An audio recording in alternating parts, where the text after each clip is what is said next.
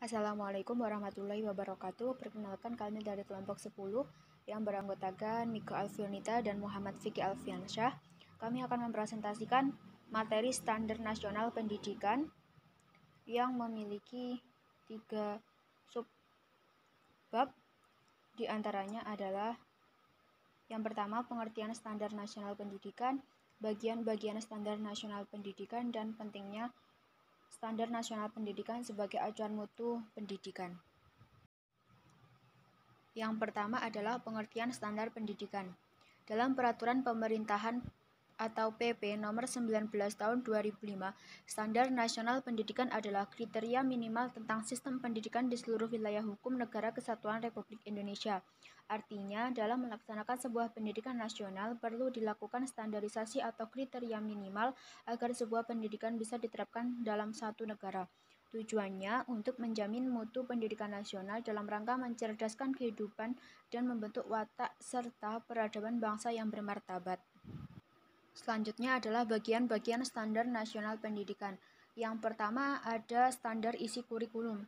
Standar isi mencakup lingkup materi dan tingkat kompetensi untuk mencapai kompetensi lulusan pada jenjang dan jenis pendidikan tertentu. Standar isi memuat kerangka dasar struktur kurikulum, beban belajar, kurikulum tingkat satuan pendidikan, kalender akademik, dan kalender akademik. Kurikulum pendidikan dapat digolongkan dalam dua bagian, yaitu isi atau konten dan proses.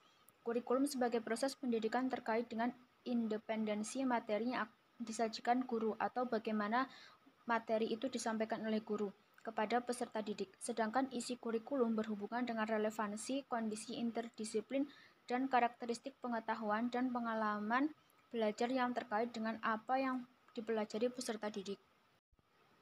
Selanjutnya adalah standar proses. Proses pendidikan merupakan kunci berlangsungnya proses belajar, di mana program pendidikan diimplementasikan. Brick dan Hermanson menjelaskan, inti dari persekolahan adalah peningkatan akademik serta proses yang secara instrumental terkait di dalamnya.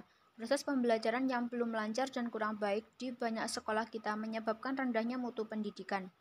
Selanjutnya adalah standar kelulusan.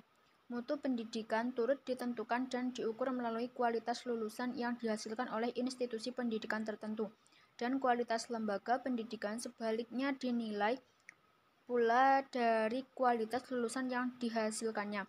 Relevansi kurikulum yang berorientasi pada kebutuhan lapangan kerja akan dapat menjamin mutu lulusan yang siap masuk dunia kerja apabila didukung oleh proses pendidikan yang baik. Oleh karena itu, sebuah instansi pendidikan harus mampu mengcover proses pendidikan dengan sebaik-baiknya supaya siswa juga lebih mudah dalam mengaplikasikannya. Selanjutnya adalah standar guru dan tenaga pendidik. Guru dan tenaga pendidik merupakan suatu keahlian profesional yang berkompetensi dalam bidang pendidikan. Seorang guru harus memiliki standar kompetensi atau kemampuan yang baik dan sesuai supaya kualitas pendidikan pada suatu sekolah juga baik. Karena dengan kemampuan guru tersebut, siswa akan lebih mudah dalam memahami dan mengaplikasikan suatu materi. Kompetensi guru yang baik bukan hanya guru atau tenaga pendidik itu pintar saja dalam materi, tetapi juga harus menguasai strategi, metode, dan model pembelajaran yang tepat saat mengajar. Baik, untuk selanjutnya yaitu standar sarana dan prasarana. Standar sarana dan prasarana pendidikan mencakup ruang belajar, tempat berolahraga, tempat beribadah, perpustakaan, laboratorium, bengkel kerja, tempat bermain, tempat berkreasi dan berekreasi, dan sumber belajar lain yang diperlukan untuk menunjang proses pembelajaran, termasuk penggunaan teknologi informasi dan komunikasi serta fasilitas belajar mengajar lainnya. Pemenuhan standar pendidikan ini sangat bergantung pada alokasi pembiayaan pendidikan, tetapi juga dari pihak masyarakat dan orang tua dari mereka yang mampu. Reformasi di bidang pendidikan yang mengutamakan peningkatan mutu pendidikan tentunya perlu juga dibarengi dengan peningkatan kualitas sarana dan prasarana pendidikan yang memadai. Selanjutnya yaitu standar pengelolaan. Manajemen pendidikan dalam SNP menata jenjang pengelolaan pendidikan dalam standar pengelolaan tingkat satuan pendidikan, standar pengelolaan oleh pemerintah daerah, standar pengelolaan oleh pemerintah pusat, Pembagian wewenang pengelolaan pendidikan ini seiring dengan kiat desentralisasi pemerintahan yang juga melibatkan pengelolaan pendidikan. UU Nomor 32 Tahun 2004 tentang Otonomi Daerah. Pasal 13 ayat 1 melimpahkan sebagian wewenang pengelolaan pendidikan di daerah kepada pemerintah daerah.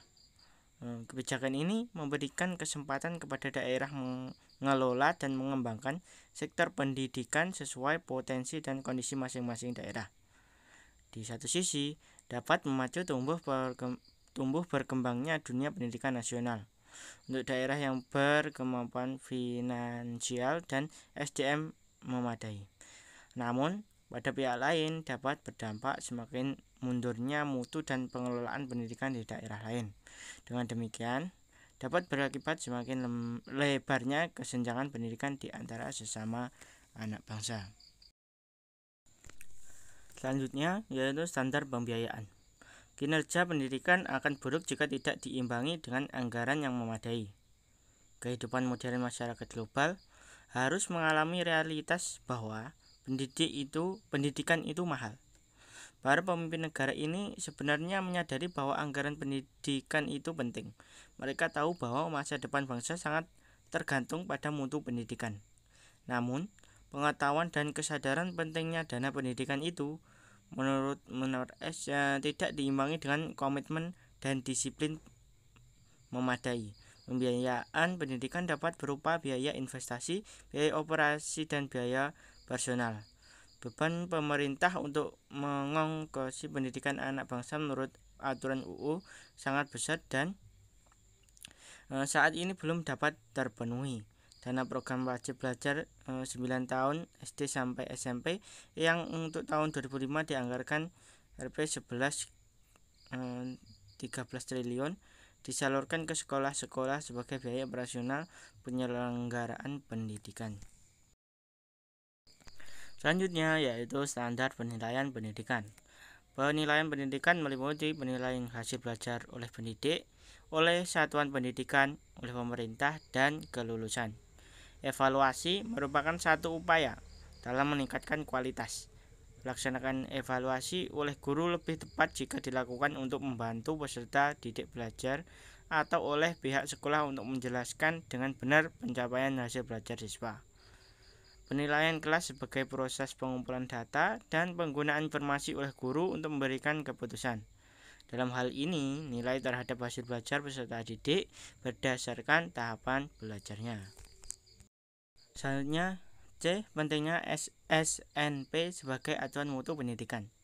Seperti yang sudah tertulis pada tujuan SNP di atas, bahwasanya SNP bertujuan menjamin mutu pendidikan nasional dalam rangka mencerdaskan kehidupan dan membentuk watak serta peradaban bangsa yang bermartabat. Hal ini dirasa sangat penting karena SNP berperan mengurai persoalan-persoalan yang terjadi pada dunia pendidikan serta menjamin mutu dan kualitas pendidikan dari berbagai indikator. SNP menjadi salah satu upaya pemerintah dalam menangani masalah-masalah kependidikan, di mana jika dapat berjalan dengan efektif dan efisien akan berdampak pada keunggulan dan kualitas pengelolaan pendidikan baik akademis maupun ekstrakurikuler.